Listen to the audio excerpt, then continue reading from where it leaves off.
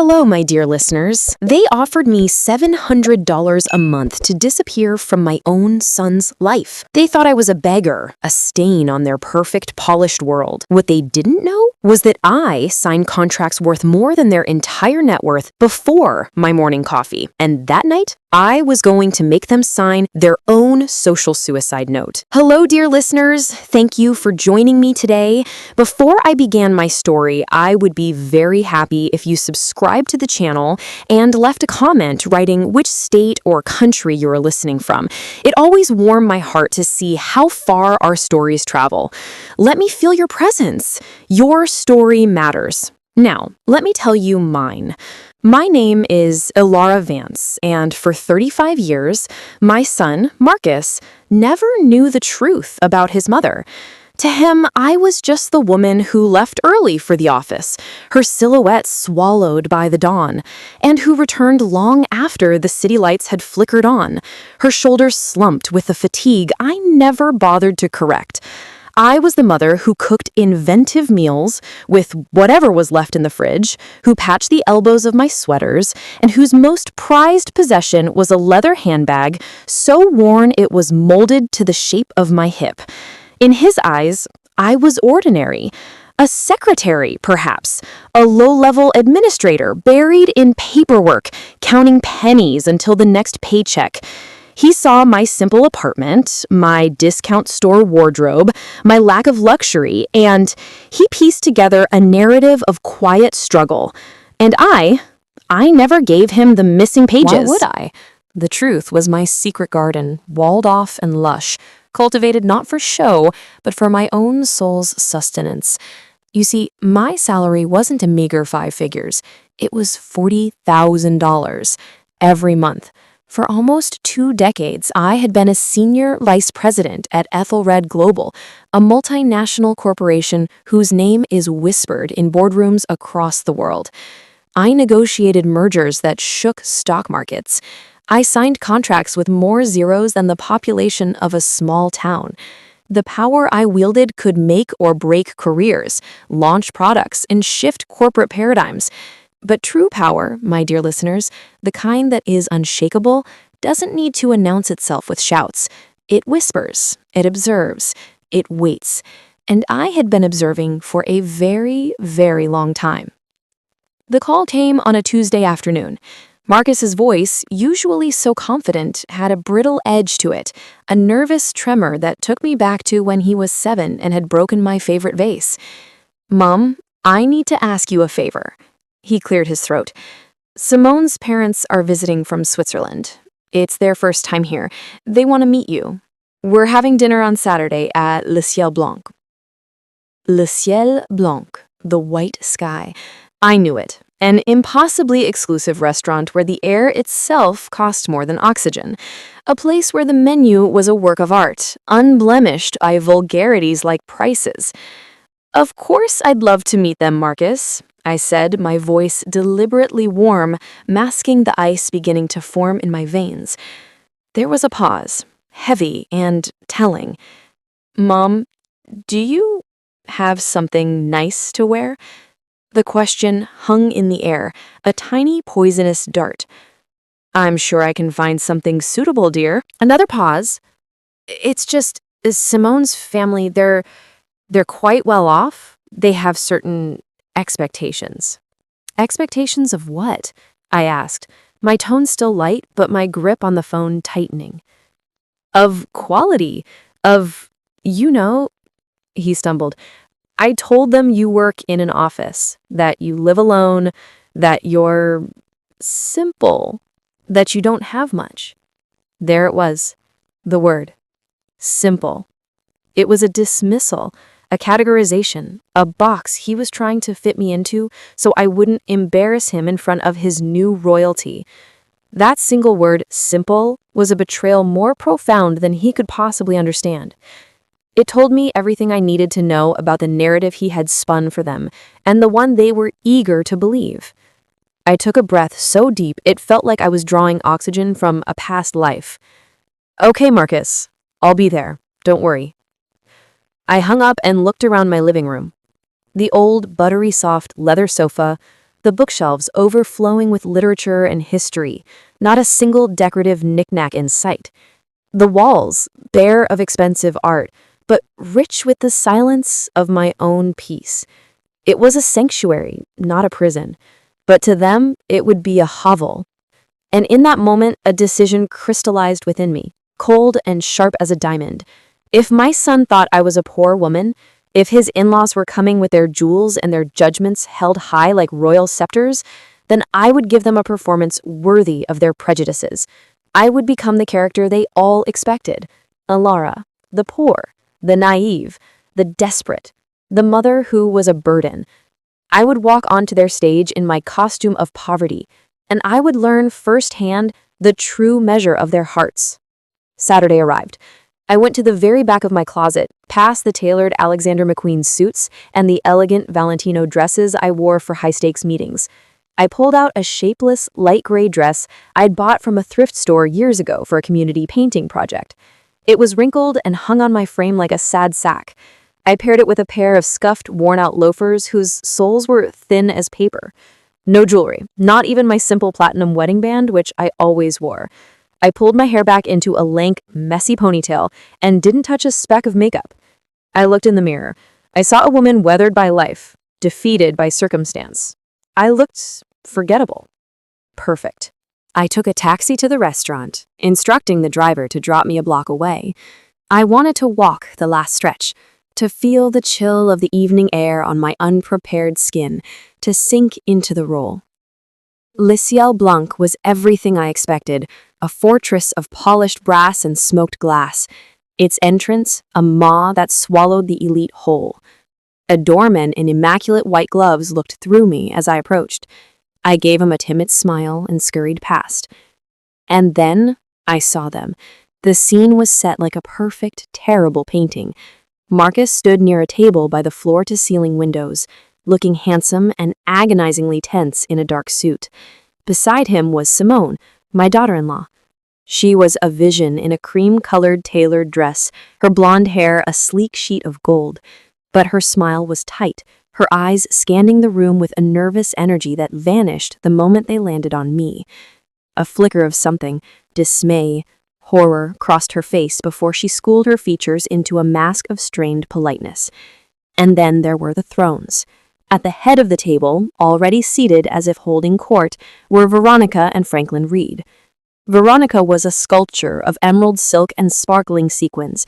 Diamonds dripped from her ears, her neck, her wrists, a glittering armor designed to intimidate. Her beauty was cold, sharp, and meticulously maintained. Franklin, beside him, was a study in gray. Gray suit, gray hair, a face carved from stone. The watch on his wrist was a chunky, ostentatious thing that probably cost more than Marcus's car. I approached the table with small, hesitant steps, my faded canvas tote bag clutched to my side like a shield. Marcus saw me first. His eyes widened in pure panic. "Mom," he whispered, his voice strangled. You came?" "Of course, son. You invited me." Simone leaned in for a air kiss that didn't touch my cheek. "Mother-in-law, so glad you could make it." Her tone was as warm as a mortuary slab. Then the introduction. "Mom, Dad," Simone said, her voice dripping with false brightness. "This is Marcus's mother, Alara." Veronica's eyes swept over me. It was not a glance. It was an appraisal. She took in the wrinkled dress, the worn shoes, the bare face, the cheap bag. Her expression didn't change, but her eyes did. They became flat, dismissive. She extended a hand, her grip as cold and lifeless as a dead fish. "A pleasure," she said, the words empty. Franklin's handshake was just as perfunctory. "Charmed." I took my seat at the far end of the table, the seat of the least important guest. No one pulled out my chair. The waiter arrived with menus heavier than my first car, the text inside an elegant, confusing French. I opened mine and let my face crumple into confusion. "Oh my, it's all in French?" Veronica let out a sigh that was a masterpiece of condescension. Do you need some help, dear? We don't want you to order something beyond your means. She didn't wait for an answer. She gestured to the waiter and ordered for me. The poulet for the lady. It's simple and not too expensive. She gave me a smile that was all teeth. We must be mindful of the budget, mustn't we? The conversation began, a carefully orchestrated symphony of wealth. Veronica conducted it masterfully. She spoke of their $1,500 a night suite, the modest little Mercedes they'd rented, the trifling shopping spree where they'd spent just a few thousand on souvenirs. And you, Alara, she finally asked, her voice sweetly venomous, what exactly is it you do in your, office? I work in administration, I said, looking down at my lap. A little of this, a little of that, filing, paperwork, simple things. Ah, she said, exchanging a knowing look with Franklin. Administrative work. That's fine. It's honest. All jobs are dignified, right? Of course, I whispered. The food arrived. My simple chicken looked lonely on the vast white plate. Veronica cut into her Wagyu steak, which cost more than my weekly grocery bill. $80, she announced to the table. But when you understand quality, you understand the price. One can't just eat anything, can they, Alara? No, I agreed softly. I suppose one can't. Marcus tried valiantly to steer the conversation to his work, but Veronica was a bulldozer in a silk dress. She steamrolled right over him. Son, does your mother live alone? In a small apartment, you said? Marcus nodded, mortified. Veronica turned her pitying gaze back to me. It must be so difficult, living alone at your age, without much of a safety net. Does your salary cover everything? The rent, the utilities? I manage, I said, my voice barely audible. I save where I can. I don't need much. You are so brave, Veronica said, her tone dripping with faux admiration. Truly, I admire women who struggle alone. Although, of course, one always wishes to give our children more, to give them a better life. But, oh well, everyone gives what they can. The blow landed, precise and cruel. She was telling me, and everyone at the table, that I had been an insufficient mother, that my can was not enough. Simone studied her plate as if it held the secrets of the universe. Marcus's knuckles were white where he gripped his fork. The desserts came and went. Veronica made a show of pointing out the edible gold leaf on her $30 sliver of cake, and then she placed her fork down with a definitive clink. You know, Alara, I think it's important we speak frankly as a family. We love Marcus, but we want the best for our Simone, stability, financial and emotional. Marcus tensed. Veronica, please. She held up a hand. Let me finish, dear. This is for everyone's benefit. She focused on me, her eyes hard. Alara, we understand you did your best. But Marcus now has a new family, new responsibilities. We don't want him to be burdened. The word hung in the air, toxic and heavy. Burdens? I repeated, my voice still soft. Don't take it the wrong way, she said, though her smile said she meant every word.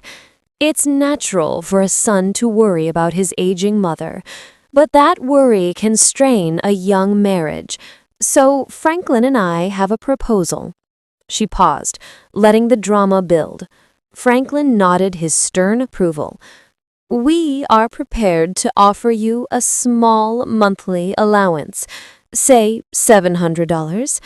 It would allow you to live more comfortably and ease Marcus's mind.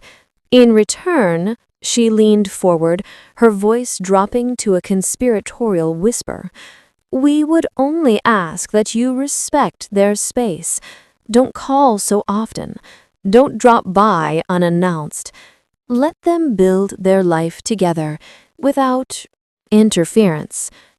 The bribe, the offer to purchase my absence from my son's life, They were trying to pay me off like a nuisance, a problem to be managed. Marcus looked like he was going to be sick.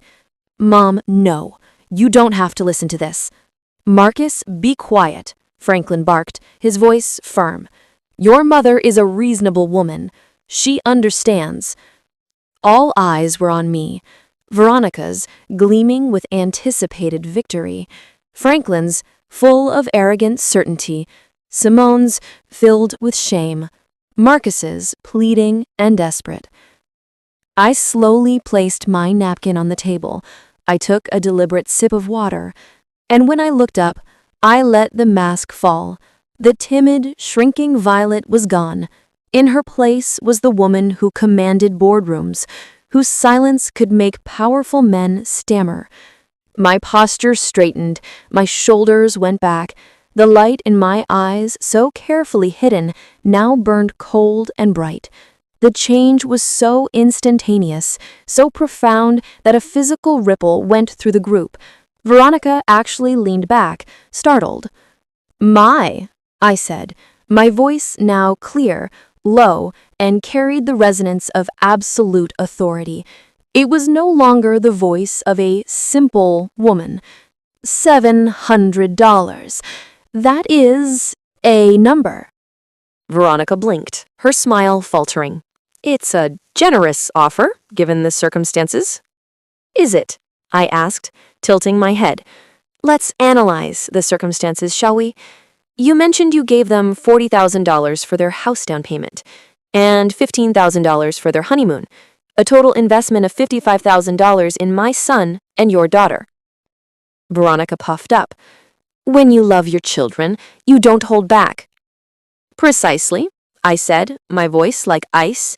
So this $700 a month, that's not for my benefit, is it? It's a severance package. You're trying to buy me out of my son's life. You're valuing my presence, my motherhood, my entire relationship with my only child at less than $9,000 a year. Franklin spluttered. That is a gross mischaracterization. Is it?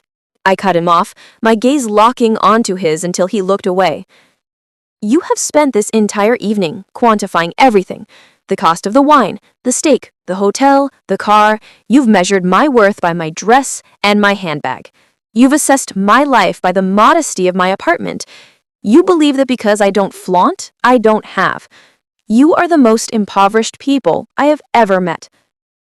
Veronica's face was a mask of outrage. How dare you? We were trying to help you. No, I said, my voice dropping to a deadly whisper. You were trying to erase me. You saw a problem and thought you could throw money at it. But you miscalculated. You see, Veronica, there's a fundamental difference between you and me. You wear your wealth on the outside, like costume jewelry. I carry mine on the inside.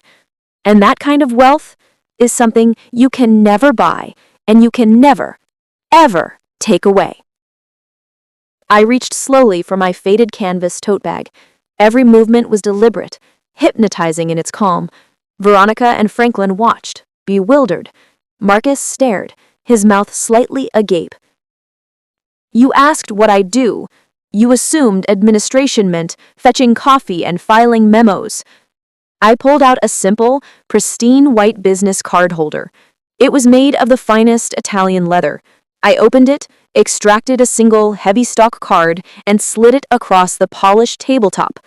It came to a perfect stop right in front of Veronica's dessert plate. She looked down. The card was elegant, understated. It bore the Ethelred Global logo, a symbol she would undoubtedly recognize.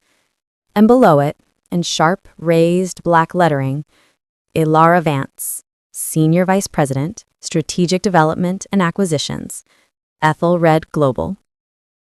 Below that was my direct line and the address of the corporate headquarters, a towering skyscraper in the heart of the financial district.